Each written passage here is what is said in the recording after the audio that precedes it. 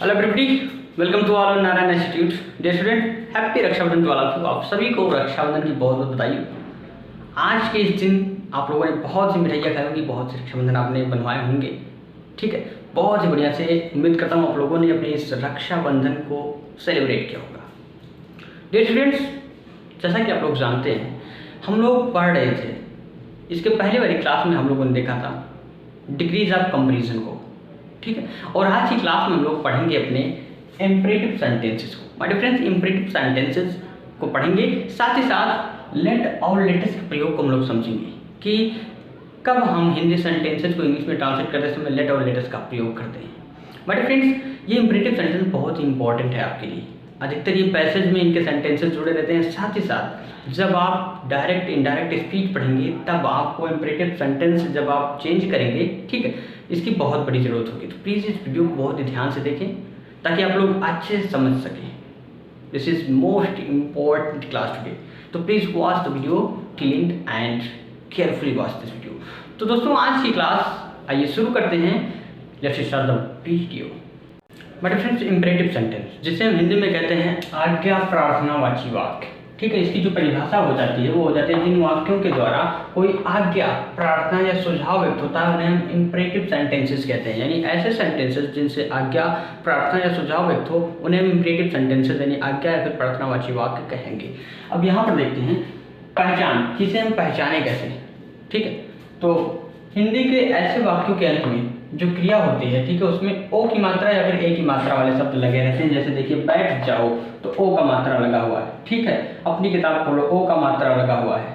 ए की मात्रा लगा हुआ है, जैसे देखिए वहाँ जाओ, ओ का मात्रा लगा हुआ, वहाँ जाइए, ए की मात्रा लगा है, बैठ जाइए, ए की मात्रा लगा हुआ है।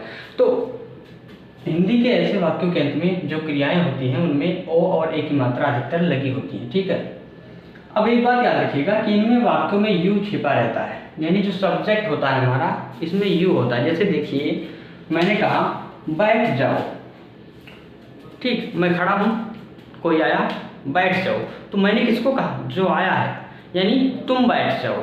तो मैंने तुम ना कहकर केवल इतना ही कहा है कि बैठ जाओ। जैसे मैंने कहा कि किताब खोलो, तो किससे कहा? आगे तुम हो ना, तो तुम्ही से तो कहा कि तुम अपनी किताब खोलो। तो तुम ना कहकर केवल इतना ही कहा कि किताब खोलो। ठीक है, तो इसमें हमारा सब्जेक्ट यू छिपा रहता है। फिर भी अगर अपना अपनी की अंग्रेजी लिखना होता है तो हम योर लिखते हैं। जैसे अगर मैं कहूँ अपनी किताब खोलो तो ओपन योर बुक। ठीक है, हिज बुक नहीं, योर बुक, क्योंकि सब्जेक्ट के रूप में यू जो है पहले से विद्यमान है बट छिपा हुआ है।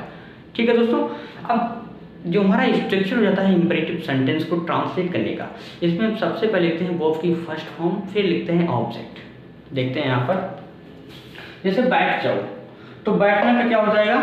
फर्स्ट फॉर्म सिट, तो सिट लिख दिया।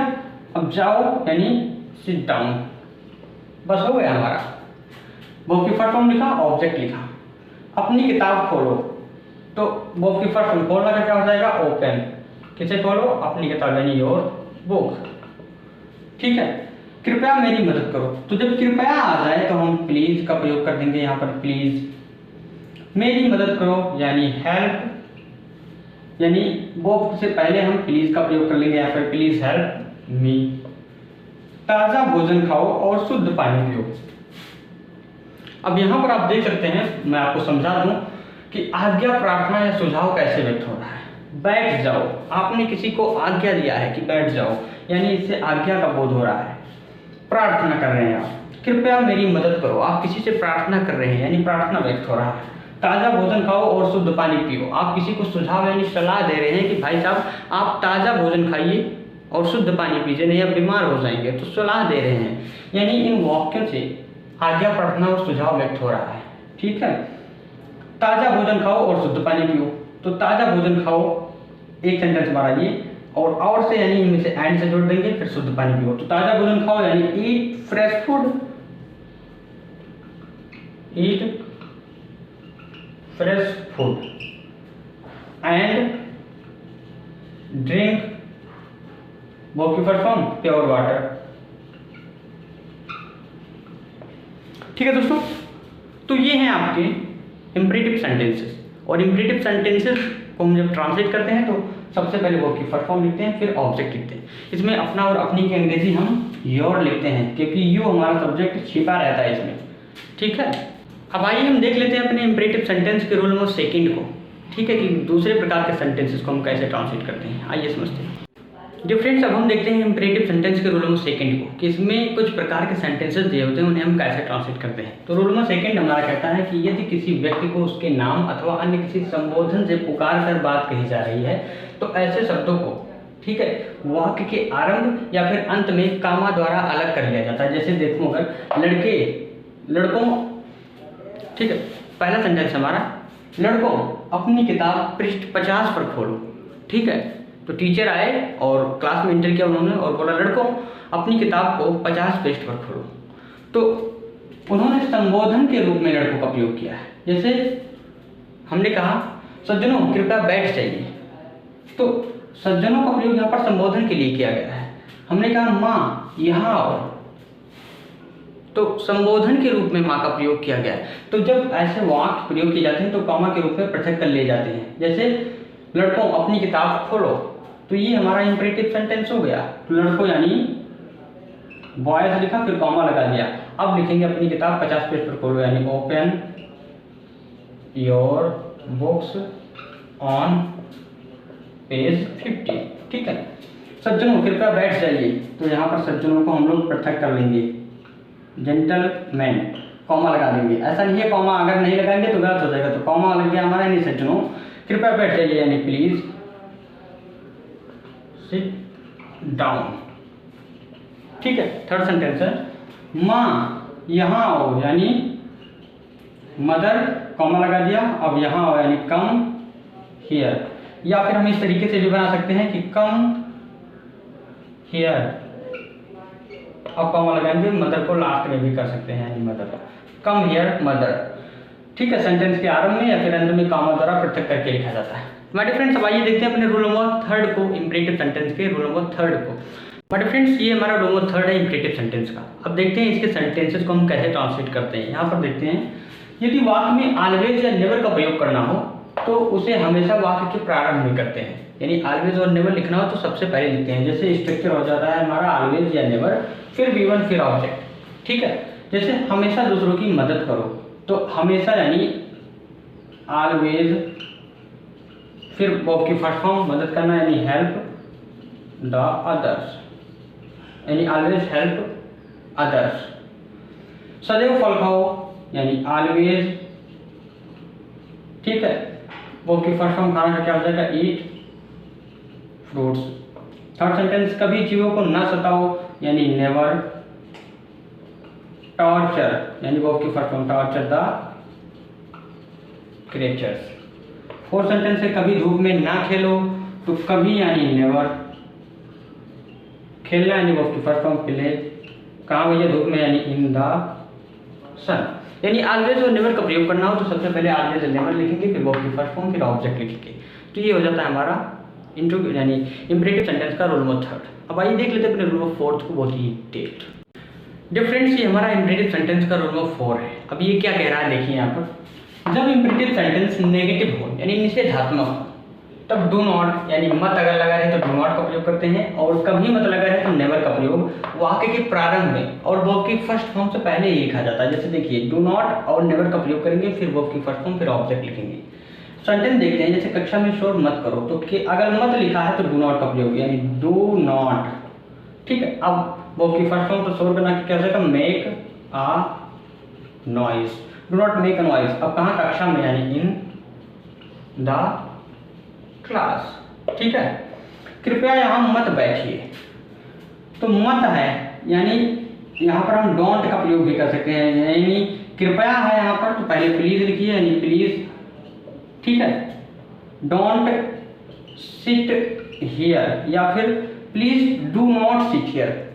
थर्ड सेंटेंस, झूठ कभी मत। अब कभी मत यानी नेवर, तो नेवर, ठीक है, झूठ मत बोलो यानी नेवर टेल अ लाई। वहाँ कभी मत जाओ यानी नेवर गो देयर, ठीक है। उसे कभी मत बुलाओ यानी नेवर कॉल हिम, ठीक है। मुझे ना पकड़ो यानी डोंट कैच मी। हमारे फ्रेंड्स, ये थे आपके नेगेटिव सेंटेंसेस के स्ट्रक्चर। अब देख लेते हैं हम यूज ऑफ लेट और लेटर्स को बहुत ही डिटेल। आइए समझते हैं। डिफरेंस यूज ऑफ लेट, बहुत ही अच्छे से हम लोग समझेंगे यूज ऑफ लेट को, कोई कंफ्यूजन नहीं बचेगा। समझिए यहाँ पर ये कहता है कि यदि इंपरेटिव सेंटेंस से अनुमति लेने अथवा अनुमति देने का बोध होता है तब सर्वप्रथम लेट का प्रयोग करते हैं। अनुमति लिया जाता है या फिर अनुमति दिया जाता है। पहचान के रूप में ऐसे वाक्यों के अंत में पराया दो शब्द लगाया था, जैसे देखिए, मुझे यह फल तोड़ने दो, सभी छात्रों को एक सीधी रेखा बनाने दो, अध्यापक को आज दूसरा पाठ पढ़ाने दो, उसे मत जाने दो, उन्हें यहाँ बैठने मत दो। तो इसके अंत में दो शब्द लगा रहता है। अब अनुमति लेने अथवा देने का बोध कैसे होता है, जैसे देखिए, उसे यह फल मत तोड़ने दो या उसे यह फल तोड़ने दो, तो आपने किसी को अनुमति दे दिया है कि उसे फल तोड़ने दो, भाई तोड़ने दो उसे, ठीक है। सभी छात्रों को एक सीधी रेखा बनाने दो, टीचर ने कहा कि सभी छात्रों को एक सीधी रेखा बनाने दो, अनुमति दिया उन्होंने। उसे मत जाने दो, अनुमति लेने या फिर देने का बोध हो रहा है, ठीक है मेरे फ्रेंड्स। और इसके अंत में दो शब्द लगा हुआ है। अब इसे हम ट्रांसलेट करने के लिए जो हमारा स्ट्रक्चर होता है, सबसे पहले लिखते हैं लेट।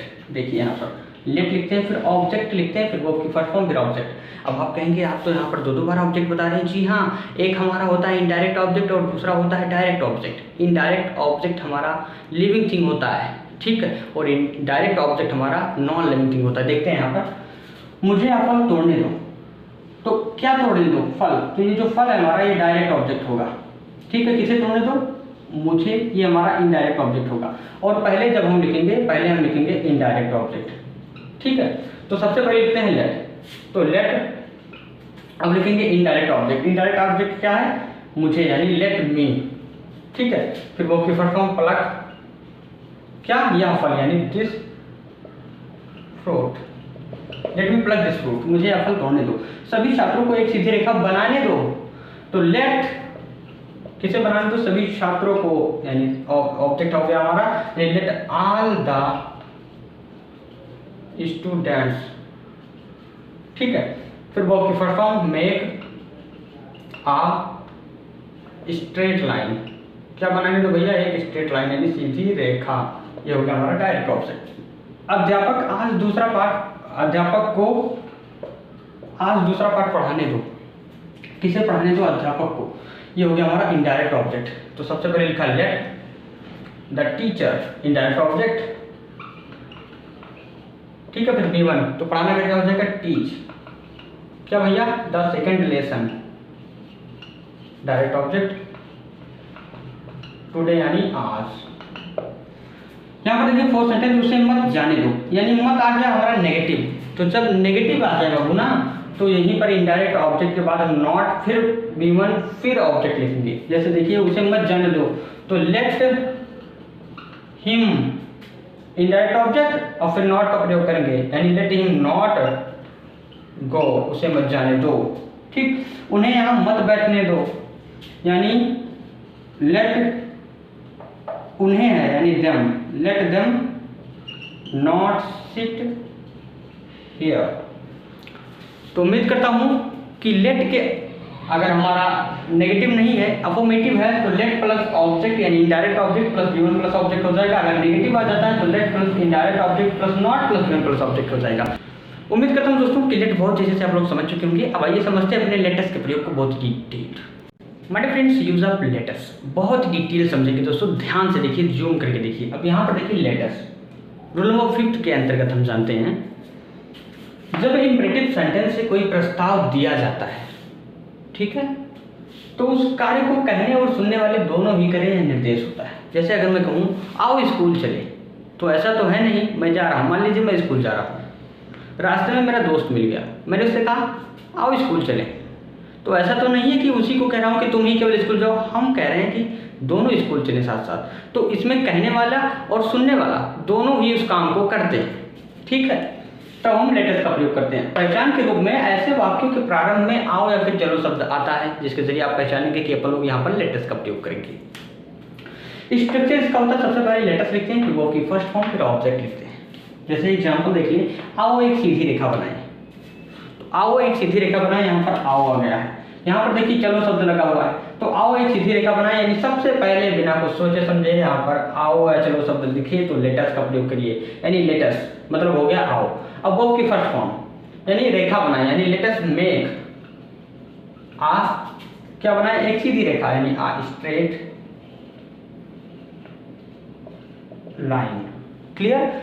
सेकेंड सेंटेंस चलो गरीबों की मदद करें, तो चलो गरीबों की मदद करें यानी लेट अस हेल्प, यानी वर्ब की फर्स्ट फॉर्म किसकी, गरीबों की, यानी हेल्प द पुअर।